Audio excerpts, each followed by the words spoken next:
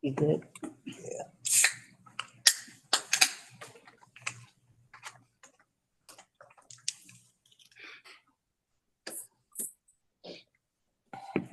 You good? Okay, we'll begin in 1 minute. You hit the recording. And go.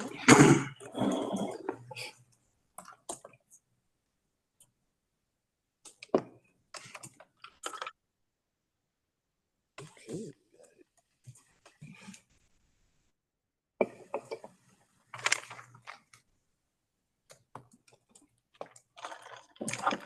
Loretta, how do we control the screen from within the room to move the Goddard, for example? We'll send someone to clear it out for you, Asha.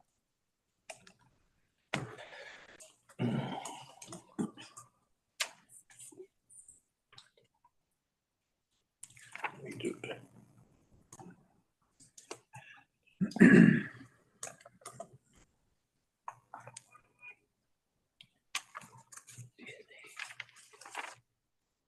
We'll clear that, Asha, but you can go ahead and begin. Good evening. It's 6 p.m. and we will begin. Thank you so much to everyone who's joined us in person and virtually, and to our live stream audience. We appreciate you all being here. We will go ahead and get started with tonight's agenda. We have a robust agenda, so hopefully we will make good time. And we ask everyone to please keep to your allotted time as we proceed. So we will begin with the monitor, Federal Monitor Bart Schwartz, giving a welcome and an update. And then we'll hear from Federal Deputy Monitor Dan Brunell. And then we will get an update virtually from the team at NYCHA dedicated to the tracker. We are looking forward to seeing the updates with the Capital Tracker. And we will hear from Sean Mavani and Abigail Fradkin. Next, we will get remarks from our HUD Regional Administrator, Alika Opry-Samuels. Thank you for joining us in person. It's good to see you. And then if her schedule permits, we are hoping that City Council member Alexa Vilas will join us either in person or virtually. And I will give an update on many of the initiatives and accomplishments that this illustrious group have been working on together for the last 5 years. Next, we will talk about the work that our Safety and Security Subcommittee has been working on, and we'll hear updates from NYPD, NFPD, NYCHA. And then we'll hear some more NYCHA updates from both Marnoosh Tarbatnajad and Samantha Rogers. Thank you both for being with us this evening. And then we'll hear from all of the rest of our members around the table with any updates and remarks that you have. We're particularly hopeful that you'll be reflective of your time during the last 5 years that we've been working together. And then we will hand it back over to our fearless leader, Bart Schwartz, to close us out. Thank you, Asha, and thank you, everybody, for us here. I'm going to save most of my remarks to the end. As you know, the 5-year term for me ends on the 27th, which is Tuesday of next week. And Matt Cipolla, who is here, and thank you for being here, Matt. I appreciate it. He and his team take over on March 1st. So go wild on the 28th and 29th. I just have one quick story, and then there is a lot to cover. But when I was first appointed, I went to see the Assistant U.S. Attorney, Rob Yalen, to ask him what is this CAC? What is it supposed to do? And he said, I don't know. So I said, well, tell me who put it in here. And he said, I did. So I knew we could do what we thought was best. And we came up with a terrific formula, having a broad range of people and interests, but all focused on needs of the residents. So it's worked nicely, and really appreciate everyone's great effort, and Asha and Edna also as well, the leadership, and Floretta. But as I said, I'll have more to say later, and thank you all for being here. Thank you. And I did want to highlight that the work of the CAC really has been a tremendous partnership. We've had the privilege of working very closely with HUD and the mayor's office City Council, the New York City Committee on Public Housing, the NY DIFTA, the Department of Aging, the Department of Youth and Community Development, the New York City Police Department, the Manhattan District Attorney's Office, particularly their Community Partnership Unit, and the Fire Department of the City of New York. And very important are all of our resident leaders. And we've had many of the residents who are at this table with us from our very first meeting back in May 2019, who have rolled up your sleeves and done the hard work of the think tank, if you will, of this CAC. Say one thing, Matt, that whole list, I mean, those, at one point or another, and for some of them, many of our meetings were all participants. And of course, the work of CCOP. And thank you, Lilith, and thank you, Tamika, for your leadership and your being a liaison from CCOP.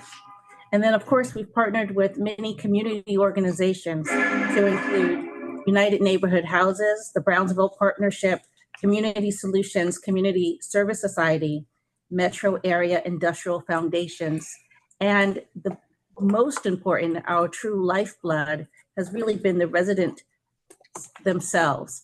All of the residents and all of the resident leaders who have come to the meetings, who have called us, who have emailed, who have gone to the website, who have joined us on these live streams. Thank you so much for your partnership. We really appreciate all of your contributions throughout our 5-year term. So with that, I will now turn to the NYCHA team to update us on one of the initiatives that was born right here around this table, the Capital Tracker.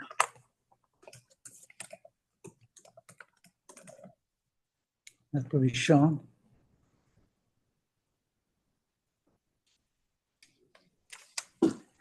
It looks Sean like and we haven't Abigail? joined as yet, so maybe we can move on to the next. They haven't joined yet. Okay, you can let them know we're ready for them, and we will skip down in the agenda to Alika Ampry-Samuels, please. Well, good evening, everyone. This is a meeting full of emotions. I didn't realize that till I actually sat here, honestly. I looked at my calendar and I said, oh, I have a CAC meeting. But I sit here and it's a different CAC meeting.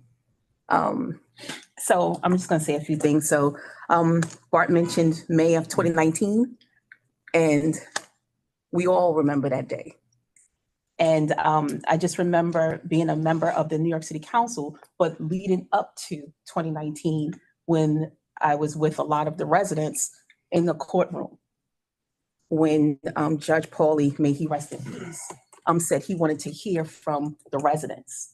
And he said, we will sit here in his courtroom every single day, all day, until every single resident that wants to speak has an opportunity to speak. And I remember that. And I remember sitting next to Tish James at the time, before she was our Attorney General and she was our public advocate. And then we didn't know. We were thinking that there was going to be a receivership. We were thinking that, we were going to come up with some type of settlement agreement that wasn't this. We didn't know.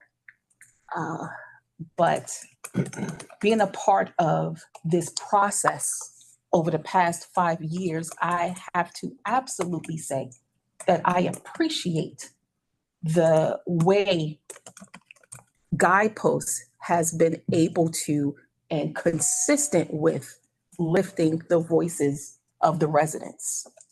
It wasn't just this CAC meeting, the town hall meetings, and being intentional about being in every single borough.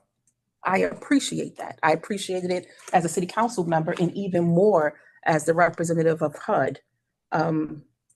And looking at the pillars of the action plan in 2019 going into 2020, there was a lot to get done.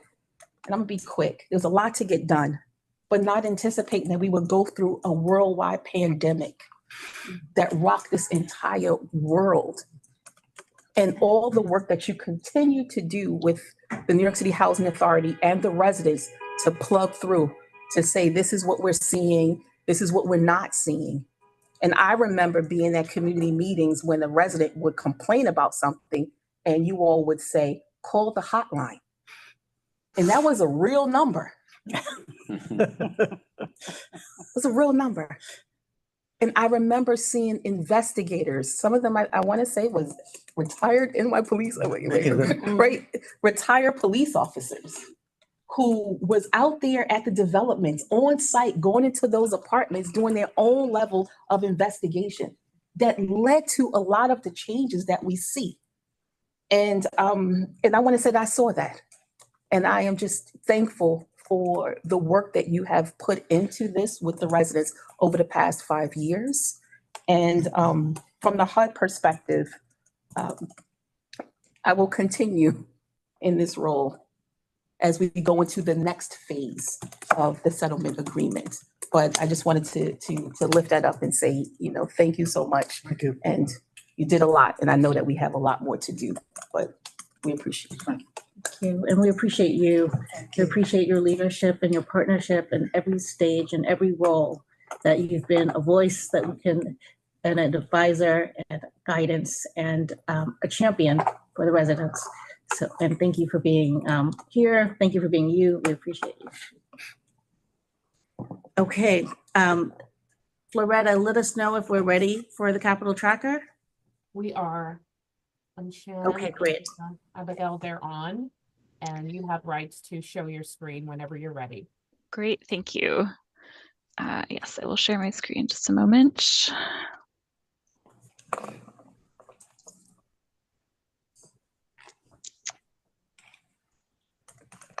If I could, as you're setting up, just to give everyone some more context, but it was right here around this table, talking with residents, talking with Alika in her role as city council, talking about all of the money that gets allocated for varying projects and the developments, and residents saying, we want to have more visibility. We want to know where the money is. We want to know what stage the project is in. We want to be able to have transparency. We want to be able to have accountability. All of those things really fueled the conversation. And our colleague Edna Wells-Handy said, well, Parks has a really good tracker. Why don't we do something like that? And this has really become Edna's baby on our T-shirt is under here, but I don't want to, expose. And we've been really, really impressed by the hard work that NYCHA has done to bring this to fruition and to have all of the technical elements and hard work behind it. And so we're glad to see that it's close. So please take it away. Thank you very much. And thank you to everyone on the CAC and Edna for all your support of this work. We're really excited that it's ready to launch. So I know we only have a brief time. I'm just going to do a very brief demo of the site, and I'm happy to answer questions, but it will be public soon, and you will all be able to work with it then as well.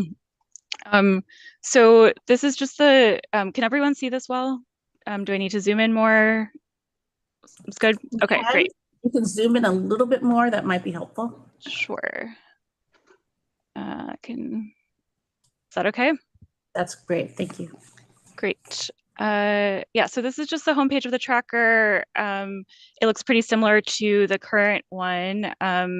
You can search for specific development or filter the development list by these different filters, which are also on our current tracker. I'm going to give an example. So if you're searching for Amsterdam, you can put it in here. It will come up, a kind of card with the development information will come up here. You'll have a picture and a snapshot of the development information.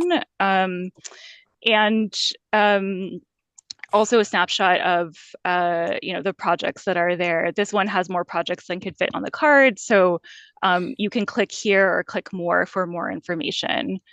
So if you click on this, it will take you to a feature that's new for this capital tracker, which is the development page.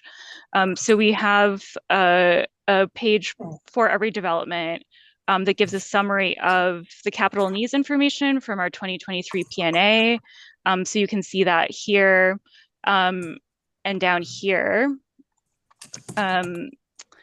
and then a summary of the projects that are recently completed, active, or planned at that particular development. And that's a new feature. The planned projects are a new feature on this capital tracker as well.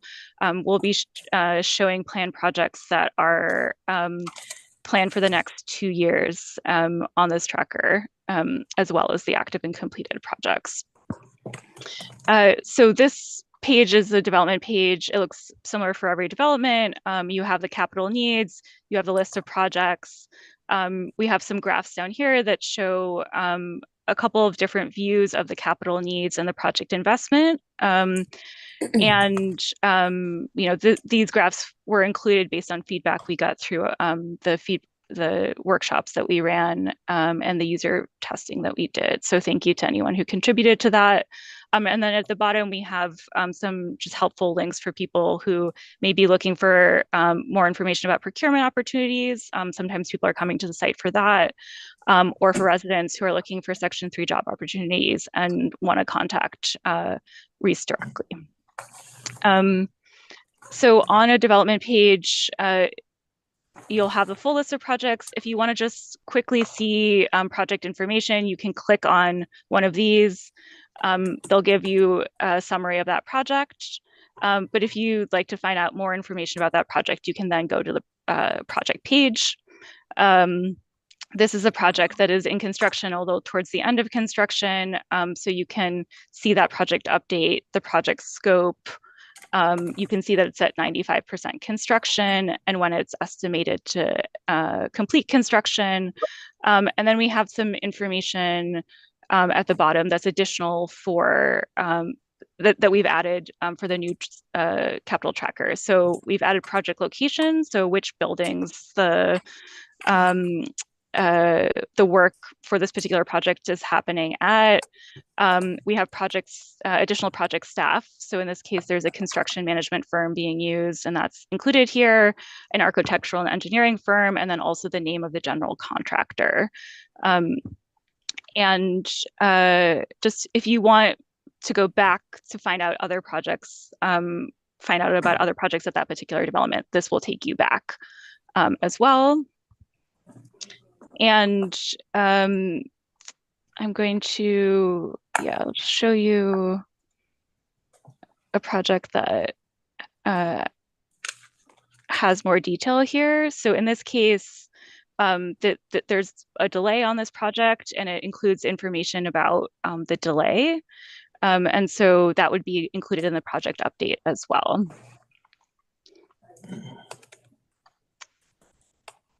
A couple other features of the site that I want to point out. We have up here, we have an info and definitions page, which if you click on it, will take you to a PDF that has a kind of informational page on our capital projects, how our projects are managed, our stakeholder engagement process, and then some definitions. We've included that based on feedback from a variety of different stakeholders on kind of what information would be helpful for people in navigating the site. And then we also have a print PDF option, which was also included based on feedback. So if you're going to a meeting or want to share information in a PDF form, you can essentially print this page, click on this, and it will show you a nicely designed page with information on this development, all summarized here. And that's true for a project page as well. So if you just want to print information on a particular project, for example, this elevators project, you can also print that page or save it as a PDF with all of the information that's included on the project page.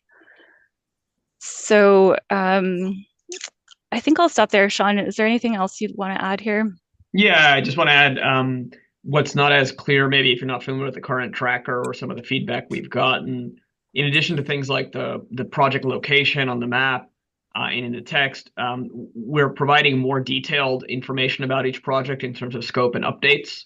So, on our side, what does that mean? Well, the project scope in the current tracker that's live is kind of generic based on the overall kind of initial scope of work. But now what we're doing is the project scope is customized, and it'll be customized through the life of the project. So if I'm a resident and I'm in the design phase and I've been giving input and we've decided that we're going to change something about the design, well, the scope will be updated at the end of the design phase to really reflect what did we agree with stakeholders would be the exact scope of this particular project, right?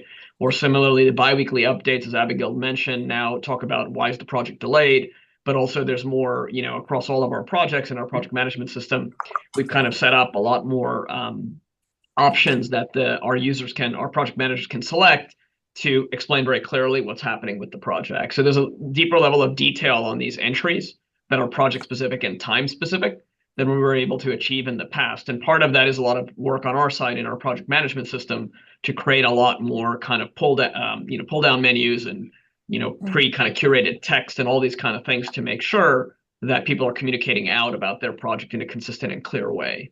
So that when we put that back together on this website, people can find that more informative than the past, which is what the biggest point of feedback was, which was, if I'm a resident and a project's in construction, I'm on site, so I know what's happening every day. What value does this add for me? Because maybe it's good for other third-party stakeholders, but I can see what's happening.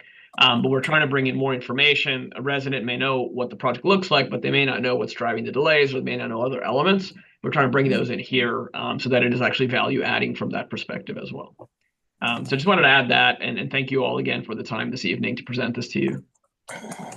Thank you, and thank you both for your leadership and the hard work that's going in.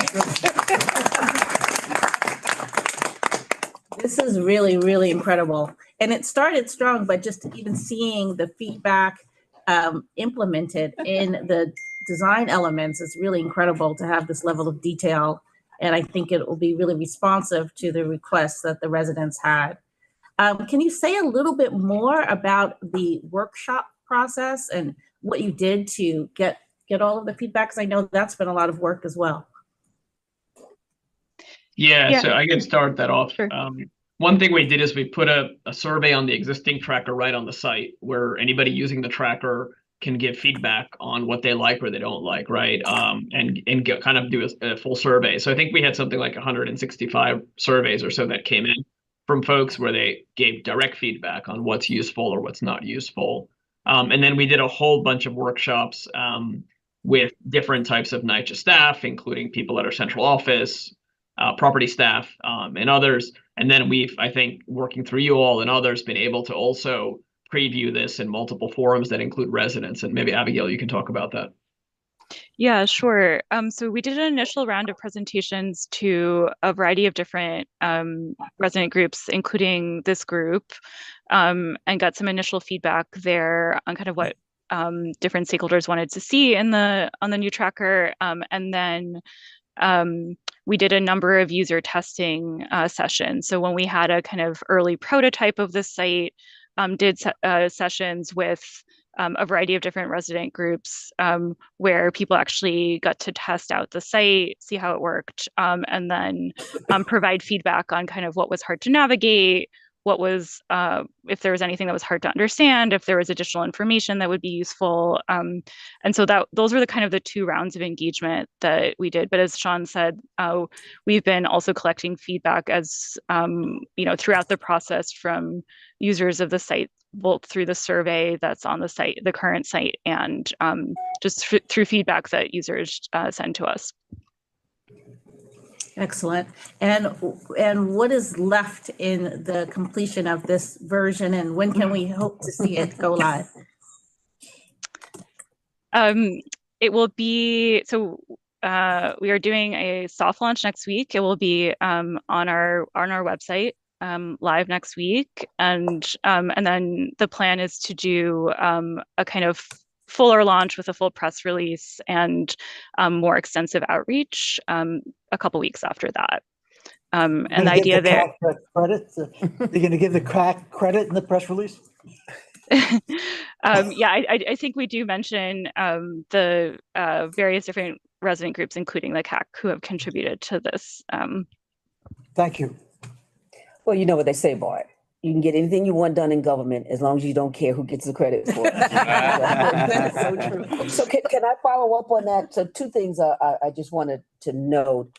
first Nancy Ortiz was, and um, Alika and Eva, and I call us the founding mothers of this. And we have given it over to a wonderful offspring, Abigail, who has just taken this, and she's just done a great job under Sean's leadership. So kudos to you, Abigail, particularly because of your dedication, your competence, and your care in getting this off the ground. So that's a wonderful thing. So just three kind of questions. First off, this is about show me the money. Where do I go to see where the money? So you can go to a couple of different places. Each project page, this is a project page for an elevators project, has the budget at the bottom, as well as the funding sources. And then on the development pages that I was showing earlier, so for example, for Amsterdam, you have the total amount of money that's been invested at that site since 2017, which is how far this tracker goes back in terms of completed projects. And that's the total here. And if you want to just look at the snapshot of each, or the budget for each project at this development, you can click on each of these, see the budget on the side here, and just go through those that way. So you don't have to go into each project page to find the budget. And then the last piece, because when Sean and I and you met Abigail, you talked about support that you're providing for if there are like gaps in the pipeline, the liaisons that you have meeting with the residents, as well as tracking the plan piece. So if you could share some of that, it would be very helpful. Yeah, I can maybe jump into that, and maybe it's helpful to know the background. I was in the chair's office, as you guys were fondly remembering 2 years ago, when the idea of doing what Parks has done came over, and we were thinking about this anyway, and I project managed it for the first month or so until I moved into my current role, and then worked with different folks to get the first tracker launched. And the reason I'm going back there is communication and transparency was one of the kind of top 5 priorities that I identified that we wanted to improve on our capital work. So as you highlighted, one of the other big initiatives we did around that was to set up what we call our property liaison team. So this is now a team of about 12 today who are tasked with being our relationship managers, really, with property manager and superintendents and with resident leaders. And so each of them is allocated to a set of properties. So they have that continuity of relationship, and they're typically geographically clustered. So they're also, engaged with the neighborhood admins, and they get a real sense of what's happening in the neighborhoods there. They visit the property once a quarter and have a sit down with the resident leader and the property staff. And they have a very standard format they use that gives a detailed update on every project. And it goes a little bit further than this tracker in certain ways, where it talks about, well, what are the upcoming activities in the next couple of weeks and things like that. And they spend a lot of effort with each project team preparing that before they go out each quarter. So they're able to get, more insights and detail. But then they walk through what's happening, any concerns, any coordination issues across projects, any new capital priorities that have come up at the property that people want to flag so we can record those. And, in the last 3 months, we did a round of DCOP meetings. I think we've done 9 now out of 10, where we met with the whole DCOP membership for each district and talk to them about resident engagement around capital work. And the reason I highlight that is almost unanimously in every DCOP, the thing they highlighted that's really made a difference in the last 2 years is having these property liaisons. They have someone who they can call at any time, clarify any question, whether it's about funding or it's about project status, problem solve issues that they don't feel maybe the site staff are being responsive to from our team. And so having that kind of accountable, responsible person who then reports directly into me to escalate any issues has been the other big thing that I think has really improved our ability to provide that transparency and accountability that you all have talked about as well. And then we have some other initiatives that we've undertaken to also reinforce that, and we'll be doing more of that. We have a set of annual targets. So one of our big things this year, for example, that I'm trying to do is really improve our construction signage. So it's more informative. If you're living on the property and you're walking around a fence and you're wondering what's really happening here, can I get signage that goes beyond just giving me the budget and the scope, but actually talks about the before and after and things like that. So we're continuing to find other ways where we'd like to communicate better with the folks we impact through this work. And hopefully between all of that, we're kind of meeting the needs of different demographics who live at our sites who want to access information in different ways. Excellent. I have a quick question. Yes. How you doing, Shan? Mr. Mulvaney, thank you for your efforts with communicating with the resident bodies. Now, what I do see here is that 2/3 of the numbers that you have here are theoretical projections, and you have 1/3 as the actual investment. And I see that you minimize Section 3 to Reese. Now, will the contractor's contact information be also included, given that it's the contractor who's doing the hiring and not NYCHA? And will there be any follow-up information that's connected to 1/3 of the actual information here that is present that signifies how much of Section 3 has been accomplished, both resident training, resident employment, and contracting?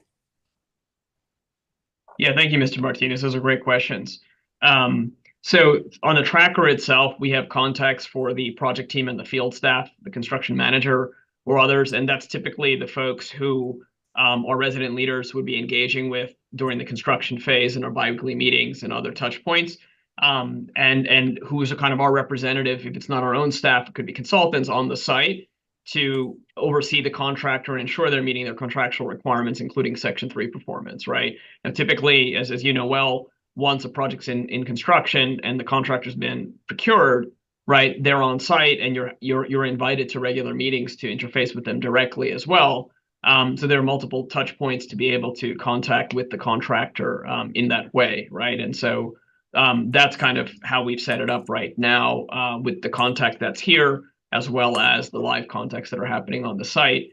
In the future, I do hope, as you're alluding to, we're able to automate more of our Section 3 reporting real time and add it as a feature to the site, right? This is kind of our version 2. The version 1, we made some small improvements over time, but nothing major. This is the major change. And then we'd like to keep building on that to add features like that. Today, we don't have the ability to report that out automated on the site on a kind of real-time accurate basis. And that's why we weren't in a place to build that in this time around. But obviously, it's a point of feedback we've had from multiple people, and we're trying to figure out how to make that work technically as well. So are the Section 3 workers that are at the site now are restricted to going to the resident council or construction manager or figure out the administrative process in order for them to fill out an application? Or will they be able to be given access to the actual employer, which is the contractor? Yeah, so, as it is today, all of the employment opportunities that we're able to collect from projects or upcoming projects are on a kind of website that Reese runs to make them available citywide to residents to look at different opportunities that are there. So that's one avenue. The other avenue is we regularly work with the contractor to post flyers, to do job fairs, and to do something at each site when there's job opportunities or when a project's moving to the construction phase. So we'll continue to do those type of things and other ways that we work with resident leaders, at their particular site, what they might be thinking is the best channel to get information out and reach the right folks, right? Thank you. Thank you. One moment, Mr. Hall. I wanted to acknowledge Councilmember Vilas, who's had her hand up. Hey everyone, thank you so much. Apologies for my delay and missing. NYCHA team, you miss me? I couldn't help myself. I don't know who's in the room. I don't know who's in the room, but hello.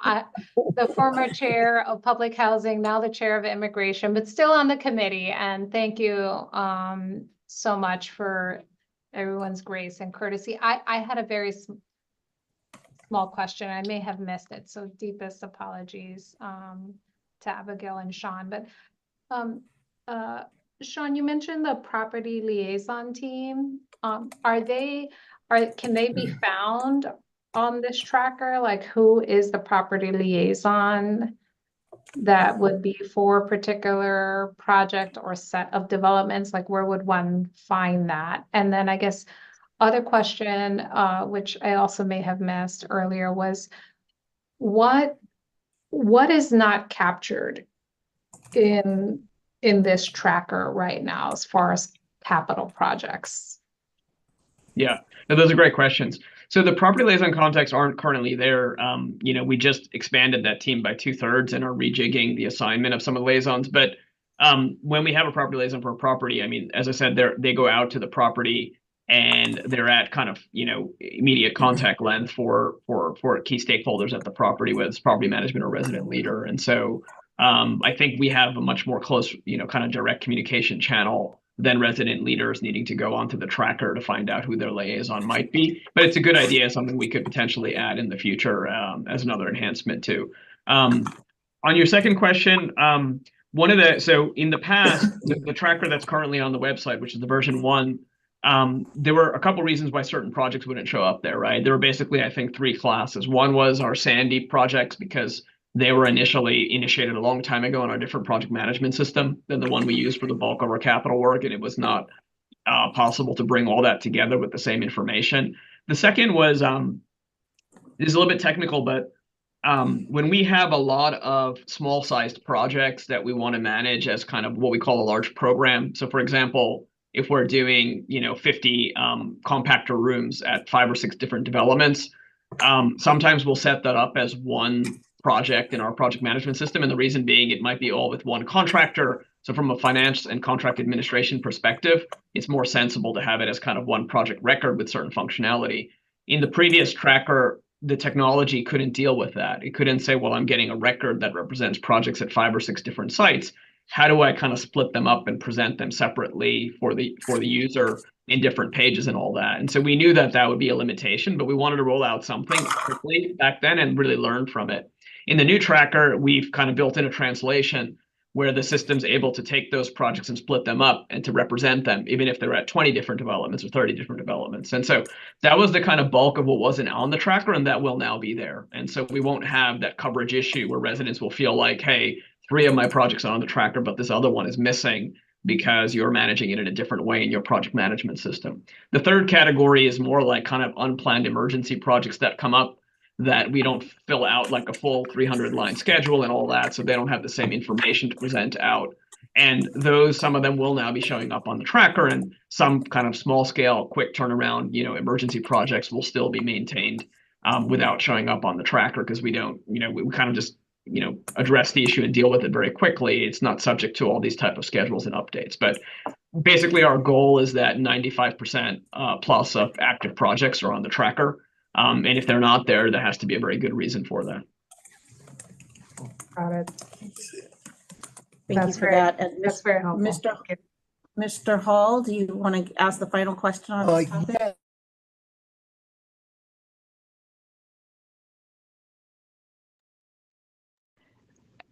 I think the boardroom was muted, so we can't hear the question.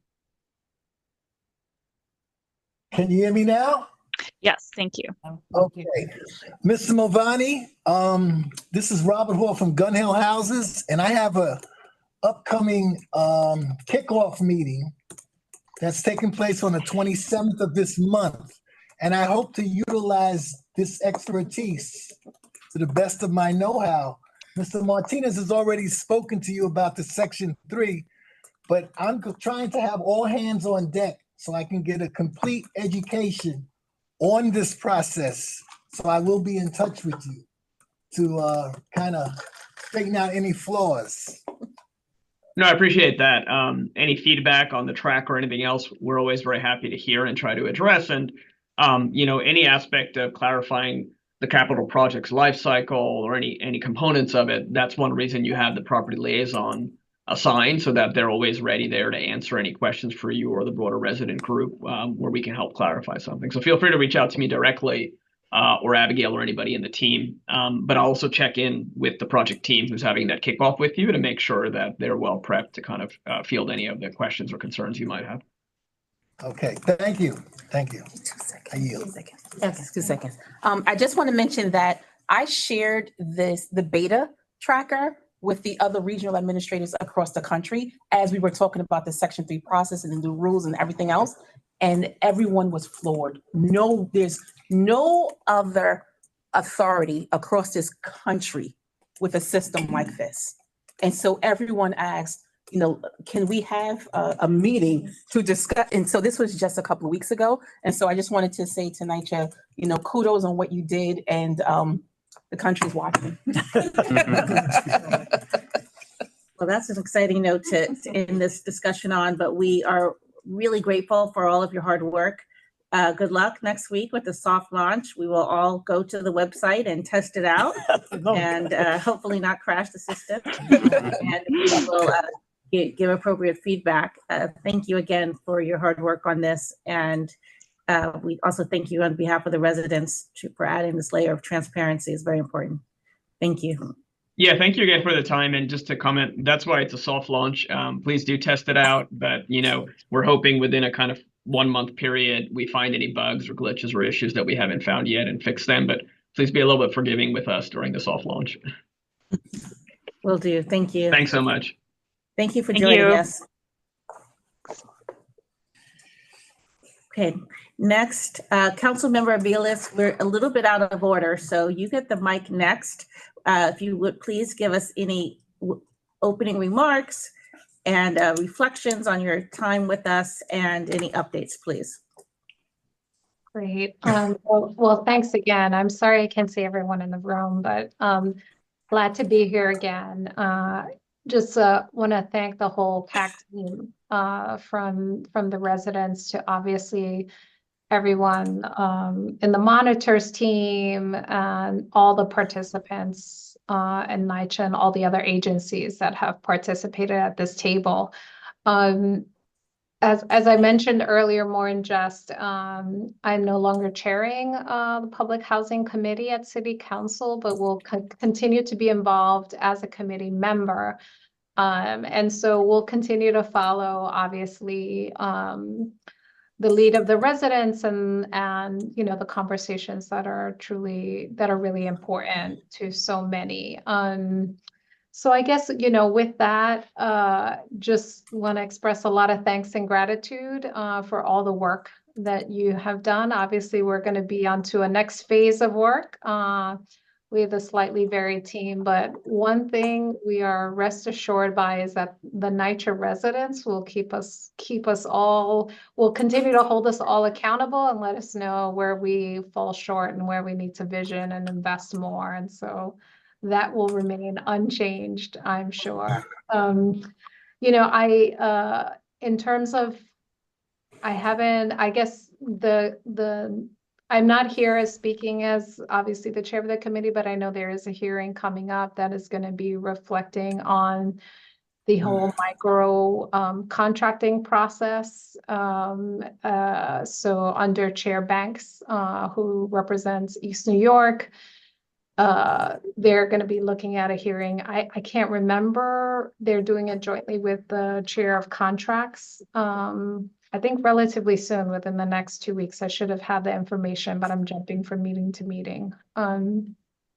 But again, I guess that'll be a forthcoming. Happy to send it if it hasn't hit your calendars. And what can I say next? I think I don't want to take any more space because I know you always have a very robust agenda of a lot of conversation, but I will continue to be here to fight for public housing residents and for NYCHA, which is some of our most important housing asset in New York City. So thank you. I don't know if I thought Alika was in the room. Thank you, Alika, for being such an incredible champion.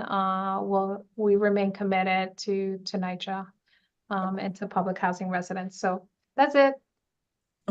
And thank you. Thank you so much for your leadership. Thank you for being a fighter. Thank you for being a fighter for the residents. And thank you for your partnership. We really appreciate you asking the hard questions, both of us and also of NYCHA. Thank you for that. And we know you'll continue to do that as a committee member as well. So we look forward to your continued leadership on these important issues. I think the hearing may be as early as next week. Yeah. Next Tuesday. Yeah, I have it. Yeah. Yeah, next Tuesday. Thank you. And with that, I will take a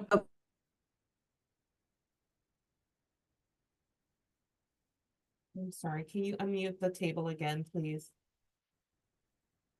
the boardroom. Defaulting to, Here we go. I think it keeps defaulting to mute in the room. So I just want to say that I'm going to take a point of privilege to highlight the work that the monitor team has been doing and the CRE team has been doing through the CAC, which really is multiple points of effort. So one of the things that we started doing when we first assumed the torch back in March of 2019 was to start visiting the developments.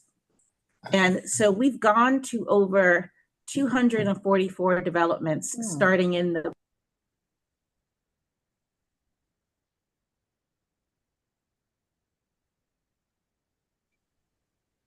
You're muted again. Muted.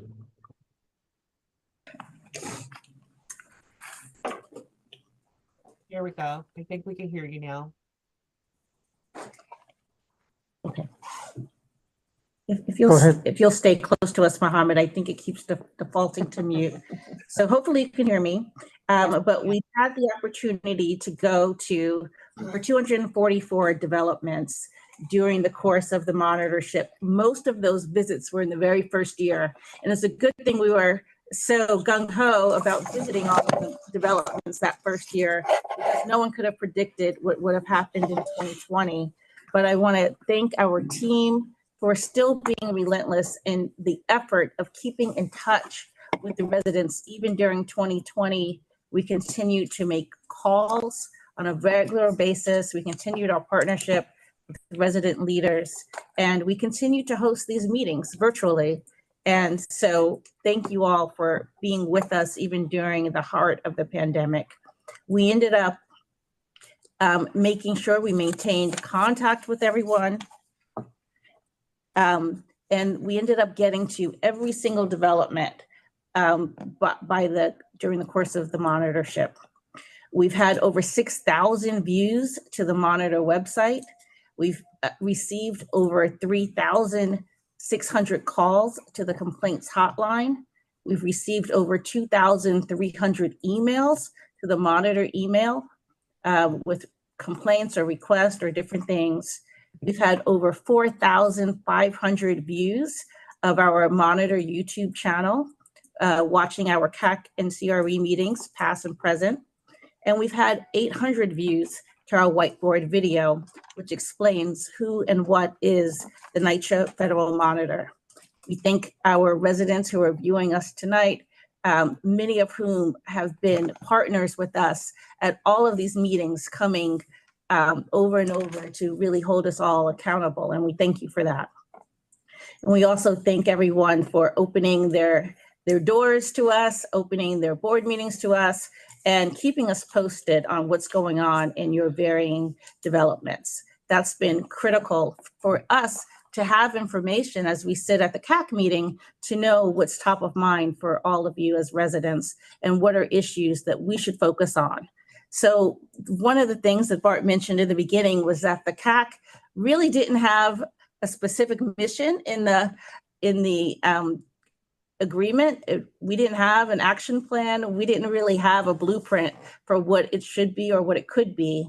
But thanks to all of you, we were able to really have a robust working group of volunteers. Everyone here is a volunteer, going above and beyond your day job to take on this work together. And really, you've all rolled up your sleeves and been tremendous leaders and thought leaders as we've tackled a lot of thorny and important issues to our residents. I wanted to highlight just a couple of the issues that we've discussed over these last 5 years. And each meeting, we hold the stakeholders who are responsible accountable, and I will call each one before the CAC meeting and say, what's going on with this? What's going to be the update? What work have you done? Can you give us 5 minutes on the next agenda? So thank you all for taking those many calls from me, and thank you for moving these projects, as you saw with the tracker, across the finish line. So the capital tracker was one of those projects, and thank you all for your leadership around that. Nancy Ortiz, one of the very first things we heard from you was that the residents recertification process really needed to be revamped, and you championed that around the table. And NYCHA leadership was receptive and agreed and worked really hard to revamp that recertification process. And from what we've heard, it's been far improved. And so thank you for your leadership, Ms. Ortiz, and thank you to the NYCHA leadership and all of the hard work that everyone put into that revamping process. We have who started as a resident leader on our CAC, who's since become a valuable member of the NYCHA monitor team. Tamika Williams-Moore, you've been such a leader, and we're so grateful to have had the opportunity to work with you and watching you champion the Resident Ambassador Program. Thank you so much for your leadership with that, and thank you for your tireless work with us these past 5 years. It's just been tremendous watching you and your dedication and your hard work. And so the Resident Ambassador Program is something that, again, started around this table, saying there really should be a partnership with NYCHA and with the residents to work on important issues, particularly as it relates to pest control and the developments. And you've been a champion for that. And thank you. Thank you.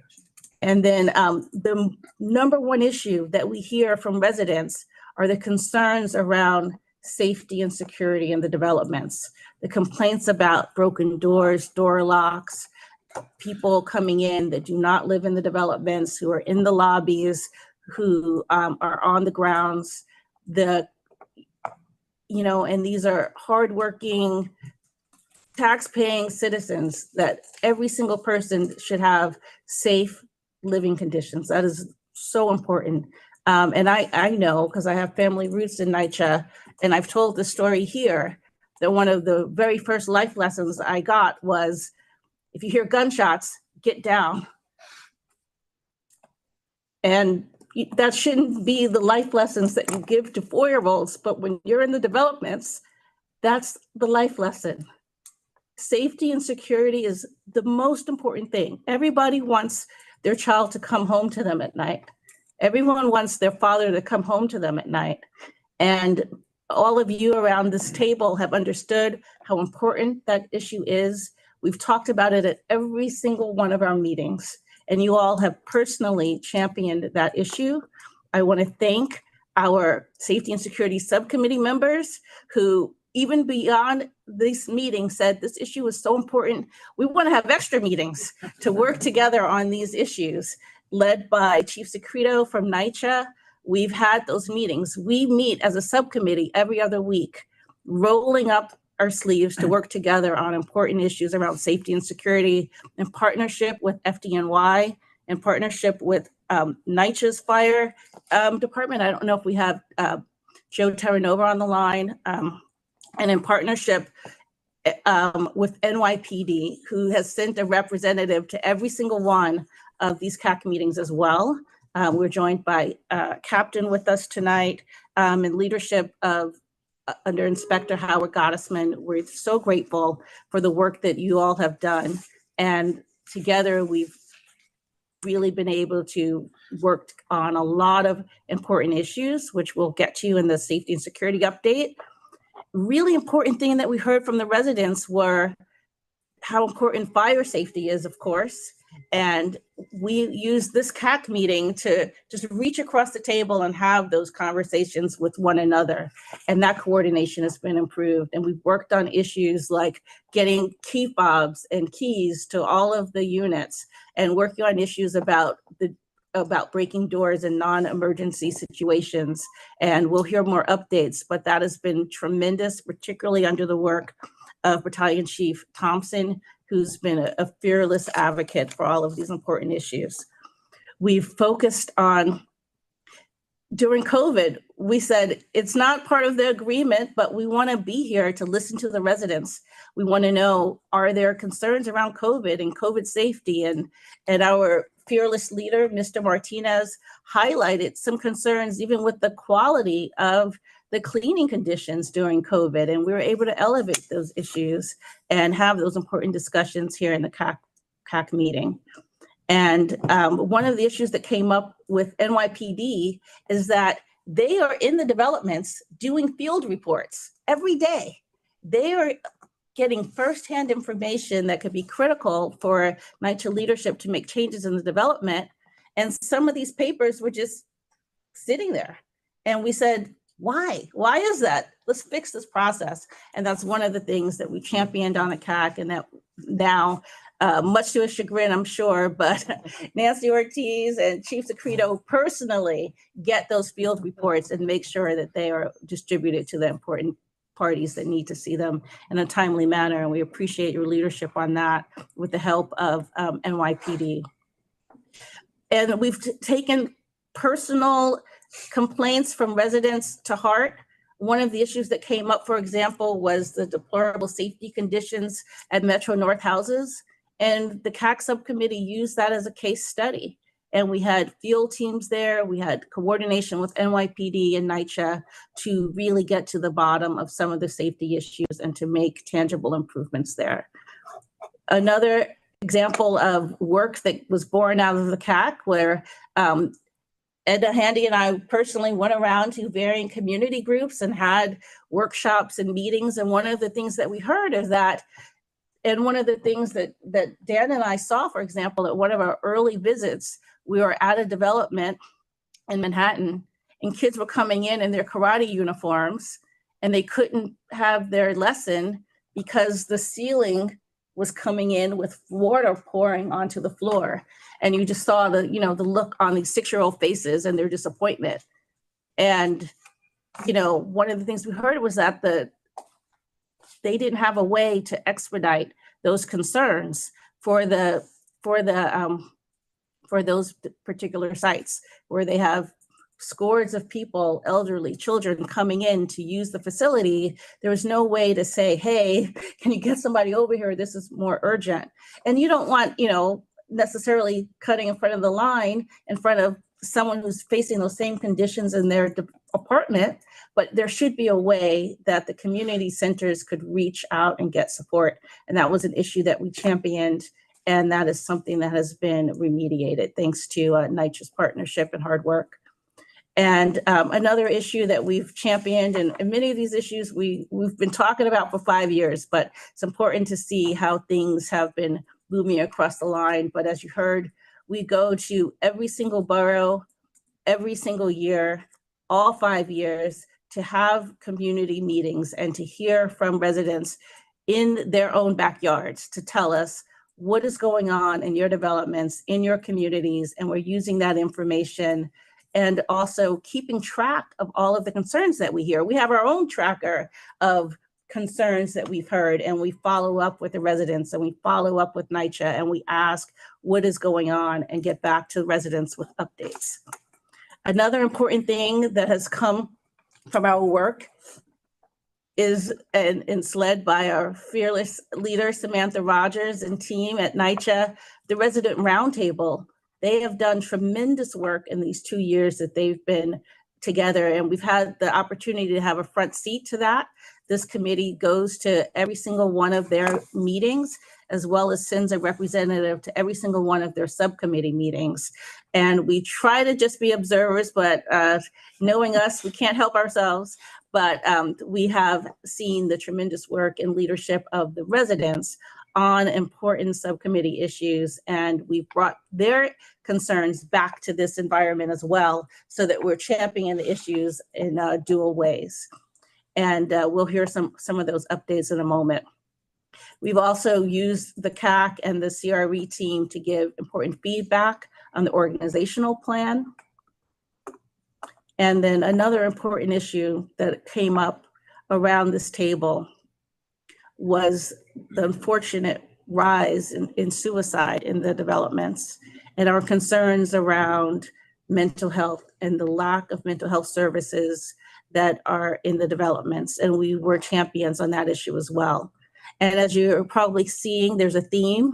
We became the catch-all group of champions, where the important issues that weren't necessarily contemplated in an agreement, but faced the residents. And we heard you. And this group heard you. And we, and Bart, under your leadership, heard you. And championed those issues with NYCHA, and NYCHA was receptive and worked on that. And that's a committee that I know that Tamika and Nancy have been involved with as well. We've been, again, front row seat and champion for the 964 training and the rollout, because knowing your rights is paramount. Knowing what you're obligated to receive under the federal guidelines is paramount. And so we've been tireless champions of making sure everyone understood what the 964 regs mean and what they mean for residents. We've also been involved working hard, much I'm sure, to our NYCHA representatives in the room, but they too have been the recipients of our many calls and requests for meetings and requests for updates. And we've also been meeting on a bi-weekly basis with the new name, the Resident Engagement and Civic Partnership Group at NYCHA, who have been doing a tremendous work as well, championing resident issues and keeping us abreast of all of the work that they're doing, and taking our criticisms and concerns and calls and as well. And thank you for that partnership, and thank you for that leadership. And then one of the things, again, under the brilliant mind of Edna Wells Handy, we didn't want the work to just be the hard work of all of those in the room, but she said, what about leveraging some of the important and hardworking young minds across the city? And so we worked with some of the universities, some other groups, Town and Gown, and then you could say more about that on some of our initiatives as well, so that we could, exponentially provide thought leadership and work on many of these issues. So I'll turn that last one over to you, Edna, to say a little bit more. Okay, so we, under the HUD agreement, the community outreach is to stakeholders of NYCHA, and we use that term expansively. So stakeholders include the academic institutions, the newspapers, the community-based organizations. And so in doing that, we partnered with Town and Gown of the Department of Design and Construction, who acts as a liaison to the city, to the academic institutions, to look at cutting edge issues and bring either new technology, new thinking, different energy to solving, or at least addressing those issues. And so we partnered with them around the HUD requirement that we identify the residents who would need assistance in if there's an elevator shutdown. And so we worked with Cornell University to really look at how do we find out who they are. So then we worked with the Department of Health and Mental Services to determine what's the, because all this is covered by HIPAA, so it's not like we're gonna go to people and say, hello, could you let us know if you need help on this one? So we looked at emergency room visits around asthma and around other indicia of needing some sort of assistance to identify who these residents might be. So that was one way in which we worked it. Looking at our website, we worked with Pratt to look at, okay, what's the problem with our website? How can we improve it? So we came up with our own theory on the marketing of numbers of hits and numbers of visits and the numbers of this, but that's in the commercial setting. So we came up with our own for government. So we started looking at what would be the indicia of trafficking, good trafficking. Of traffic. Let me just say of traffic. Yeah, I know, right? So those are that's very exciting work. We got students who had never, they had read about NYCHA, but only in all the negative press that NYCHA typically gets. Now they were working on solutions. So in each engagement, it was like, the first thing was find out everything you can about NYCHA, and then come back and let's talk about it. So it was just a wonderful way in which we reached beyond the usual suspects in looking at the kinds of concerns that we have in NYCHA and bringing new energy to resolutions. Thank you. Thank you. And they're still there. So I'll send the numbers too. And that's literally raising the next generation of champions. And thank you for your leadership with all that you've done, Edna. We really appreciate you. And the phrase, "we couldn't have done it without you," is. Oh, I'd like to believe that, but not. Just listening to you, everybody knows. Come on. Come on. We were in good hands under your leadership. So Thank you. it's great. Thank you for everything. And then I want to acknowledge each of our resident leaders around the table who have been with us from the beginning. We've had lots of meetings, lots of calls. I mean, we've probably have spent hundreds of hours together over the last 5 years. And I am in awe of each of you. The leadership that you provide to your residents at your developments, the leadership that you provide to the city is really tremendous. And Mr. Gross, Mr. Martinez, Ms. Ortiz, Mr. Hall. Now I'm getting all sappy, but and Ms. Williams-Moore, thank you, because you have all been here from the beginning, and you have shaped for us what resident engagement means, and you have been tremendous leaders and role models for all that residents can do and accomplish with your voice and with your activism and with your tireless dedication. I admire you all so much. I admire all of the residents on the phone and on YouTube who have been with us. Thank you so much for being the champions. And these 16, 17 things are just, it's not an exhaustive list. We've had lots of discussions for these last 5 years, but I just picked those out to highlight some of the important issues that we've championed together. And thank you for your guidance and leadership. So with that, I will turn it over to our Safety and Security Subcommittee to give highlights, please, of some of your work and updates. Chief Secreto, will you start us off?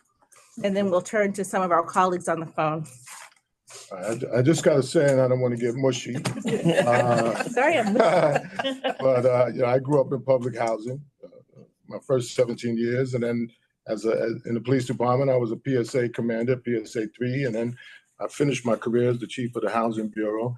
So I have kind of a personal stake in what goes on, and now I have this position in NYCHA as the vice president of the Office of Public Safety.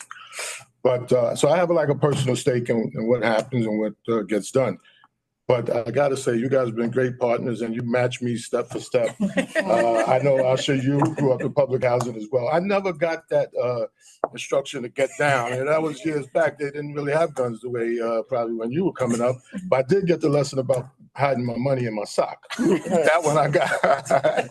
But listen, it's been great, and I just appreciate working with you. And I heard as you're going around, hard questions, and you guys have asked some hard questions. Certainly of me. I can't speak for the rest of the table, but you've asked some for you. You've asked some hard questions, and rightfully so, and I appreciate it. So let me move on. Okay, so the safety plan, which took about 2 of my first years here to get going, but it's going now. Last year we did 165 such these plans / risk assessment. I'm sorry to interrupt you, but I want to highlight Miss Lilith Lozano on the phone. And thank you for your partnership and leadership, Lilith. And this is a moment that I would be remiss in saying that Lilith was the one that called you out early on the job saying, there needs to be safety plans. And you were like, I'm getting on it. Yeah, harder than others, but yeah.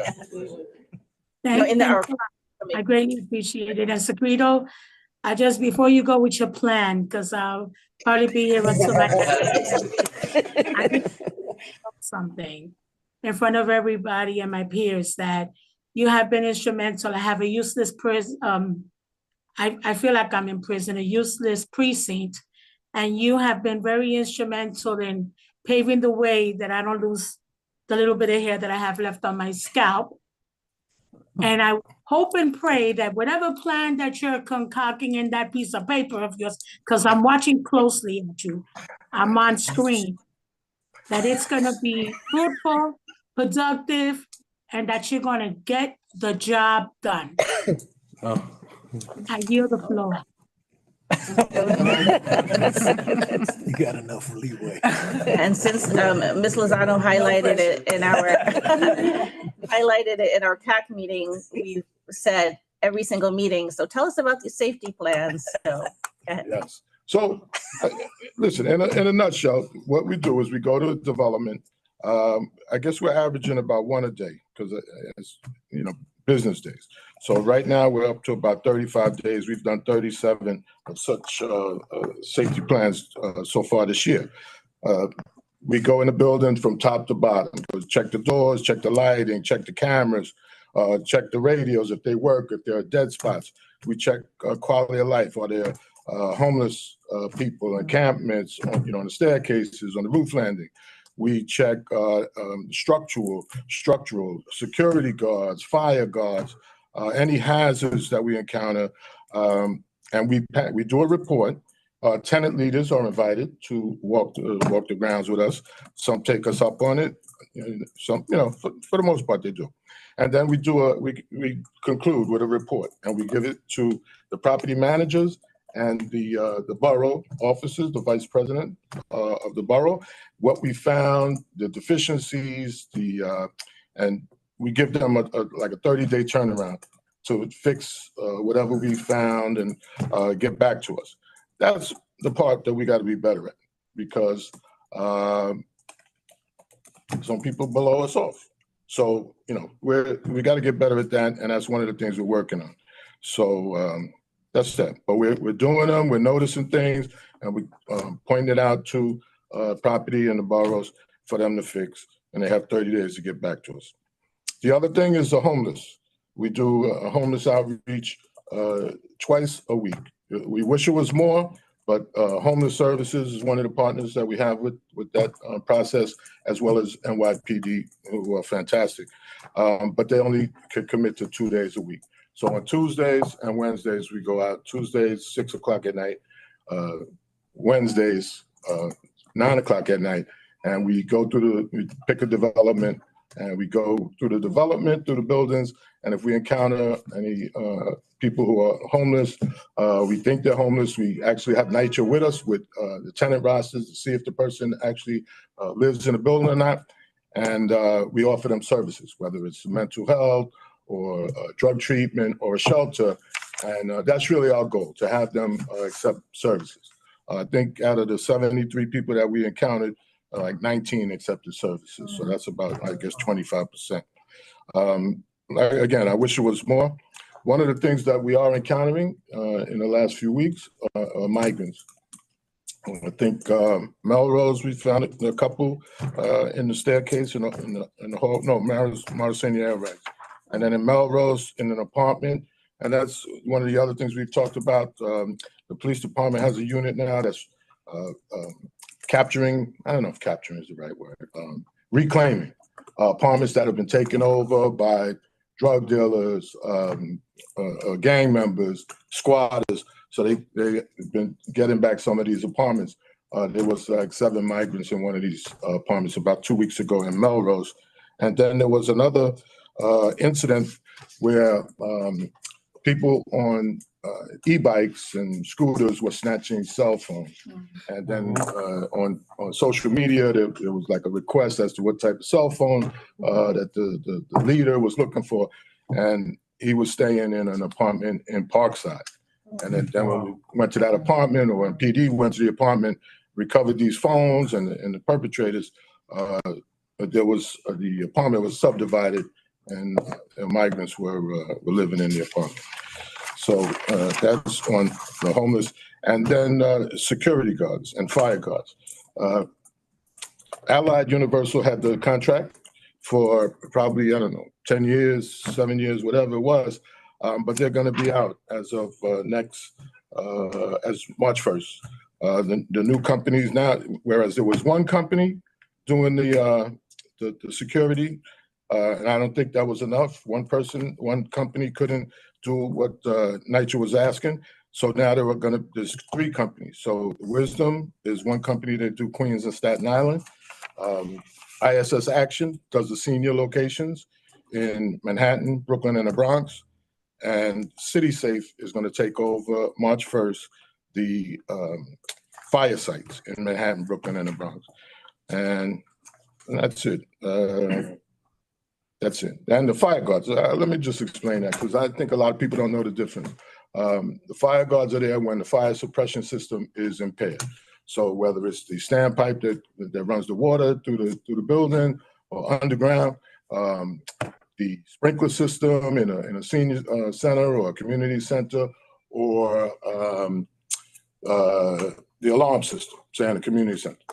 A fire guard has to be placed in the building 24 hours for the residential building, 24/7, and they're there to call the fire department, help evacuate the building, whatever is needed. So that's a big expense. So that's it. And then the last thing I'll end with Amazon. We've been pushing that, but I haven't been pushing it, but Amazon, people get their packages stolen and regularly. So Amazon came to NYPD and NYCHA about putting these lockers outside of the developments. So it started in May, and so far there's been probably about 50,000 packages delivered. 18 developments have them right now. There's 179 buildings have the lockers in front, and much more to go. I think Wagner, Throgs Neck, and Marlborough in the next week or so, we're going to go out and walk the grounds and measure and see if it's conducive to having these lockers. And haven't really been, only one problem that I saw recently, or 2 problems. We asked the leadership, the TA president first, before if they want these lockers. And at first they were a little reluctant and hesitant, but some of them said, yeah, I'll give it a shot. But now they get voted out. Now the new president comes in and they don't want them. So that's a little troublesome, because I think it's kind of expensive to remove them once they put it. And then the other thing was in, I believe it was Jefferson. There was gang activity. And I guess the company, Amazon, the drivers got a little shaken up, and they reached out to a detective in one of the units, and he told them pretty much like, hey, you shouldn't be there. Like, get out of there, don't go there. So they want to remove the lockers out of there. So that was it.